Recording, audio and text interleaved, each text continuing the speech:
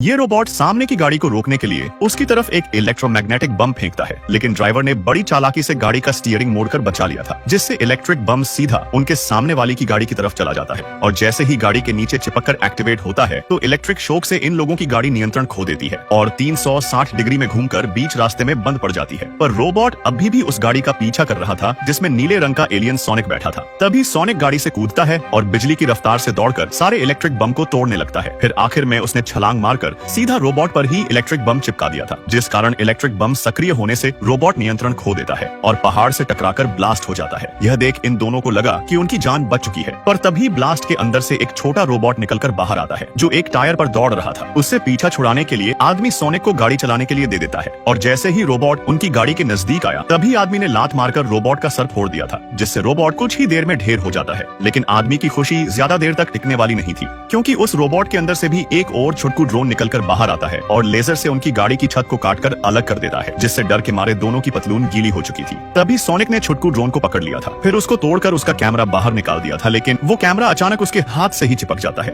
क्योंकि यह कैमरा नहीं बल्कि एक छुटकू बम था जिससे दोनों के पसीने छूटने लगे थे। इस आदमी के हाथों पर एक छुटकू बम चिपक गया था। ये देख सोनिक तुरंत रफ्तार से बम को छीनता है और एक लकड़ी की मदद से छुटकू बम को पत्थर पर रखकर हवाबाजी दिखाने लगता है, और तभी अचानक बम फट जाता है। छुटकू बम छोटे पैकेट में बड़ा धमाका था जिसमें सोनिक घायल होकर बेहोश हो चुका था। टॉम उसे लेकर तुरंत जानवरों के डॉक्टर के पास जाता है। सोनिक दूसरे ग्रह का एक ऐसा एलियन था जो बिजली की रफ्तार से दौड़ सकता था, पर उस ग्रह के दुष्ट जीव सोनिक को मारना चाहते थे। लेकिन एक उल्लू माँ उसे बचाने के लिए जादुई रिंग से पृथ्वी तक जाने का पोर्टल खोलती है, जिससे सोनिक पृथ्वी पर आ जाता है। टॉम एक पुलिस वाला था जिसे एक दिन सड़क पर कोई चीज गुजरती हुई दिखाई देती है, पर जांच करने पर उसे घास में सिर्फ एक अजीब सा नीले रंग का बाल मिलता है। सोनिक रोज टॉम के घर जाता था और छिपकर टॉम के खुशहाल परिवार को देखता था, लेकिन सोनिक अपने अकेलेपन से बहुत उदास हो जाता है, जिस कारण भावनाओं में बहकर वो ग्राउंड में तेज गति से दौड़ने लगता है, जिसके प्रभाव से पूरे शहर की बिजली चली जाती है। इस अजीब घटना ने अब मिलिट्री का ध्यान खींच लिया था, जिससे यह लोग पूरे शहर की जांच करने लगते हैं और डॉक्टर एगमैन को बुलाया जाता है। मुच्छड़ ने अपने सैकड़ों ड्रोन जांच करने के लिए जंगलों में भेज दिया था। जल्द ही मुच्छड़ को सोनिक के पैरों के निशान मिल जाते हैं और स्कैन करने पर उसे पता चलता है कि ये पैर के निशान पृथ्वी के किसी भी प्राणी के नहीं है। उसके बाद सोनिक की खोज के लिए सैनिकों और कुत्तों को जंगलों में भेजा जाता है। यह देख सोनिक घबरा गया था। वो अपने बिल से सारे सामान पैक करके सीधा टॉम के घर आकर छिप जाता है और जब जादुई रिंग की मदद से वापस अपने ग्रह पर जा रहा था तभी अचानक टॉम अजीब आवाज सुनकर अंदर आ जाता है और सोनिक को देखकर बिना कुछ कहे उस पर बेहोशी का तीर चला देता है। बेहोश होते समय सोनिक की नजर टॉम की टी शर्ट पर छपी सैन फ्रांसिस्को की तस्वीर पड़ गई थी, जिससे जादुई रिंग ने वहां जाने का पोर्टल खोल दिया था और गलती से जादुई रिंग का बैग पोर्टल से गिरकर सैन फ्रांसिस्को की बिल्डिंग पर आ जाता है और पोर्टल बंद हो जाता है। फिर टॉम ने बेहोश सोनिक को एक पिंजरे में बंद कर दिया था। उसको पता चला कि उसे जो घास से नीला बाल मिला था वो सोनिक का ही था। थोड़ी देर बाद अचानक सोनिक पिंजरे से बाहर निकल आता है, पर उसी समय मुच्छड़ ने सोनिक के ठिकाने का पता लगा लिया था।